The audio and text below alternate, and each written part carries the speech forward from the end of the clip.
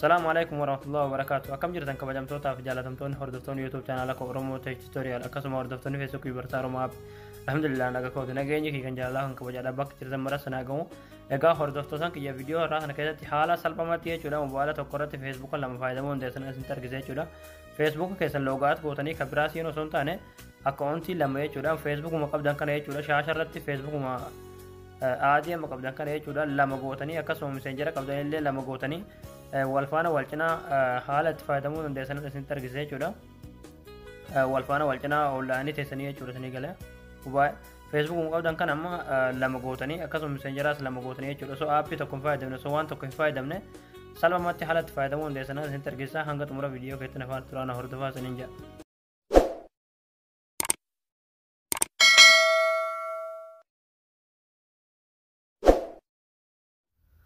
اوكي اما فيسبوك لما غدا چودا فے چودا وني غدو قبدان موبایل کے سن رسی گدنی بوتنی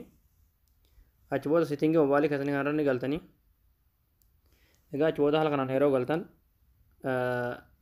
ایرا گد دیم تو چولا کنا اوكي ادوانس فیچر کھجو ہرت کلک نی گوتنی اچ بود گدرنے بوتو اگا اچ بود ڈول میسنجر کھجو ہرت کلک نی گوتنی اچ بود ہال کنا فیسبوک میسنجر سنی باسا ایرا کلک نی گوتنی چلو فیسبوک رتی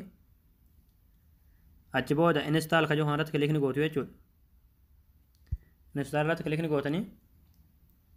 اگا اچ بود حال کنا فیس بک نہ ملم زای رے چول گمن من ملے میسنجر لے لمن گوتو ہے چول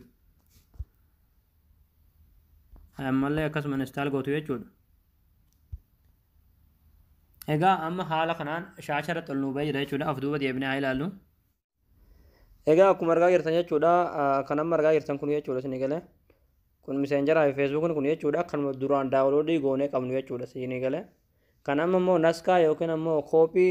isa kanarraa goone jechuudha isa kinoo kana jechuudha siini gale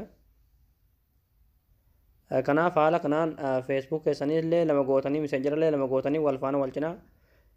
isa barbaadan fayyadamuu dandeessu jechuudha siini gale akkuma Facebook isa duraan hin qabdaniiti jechuudha haala kanaan email fi password Facebook keessanii account lammaffaadhaatti galfatanii salphamatti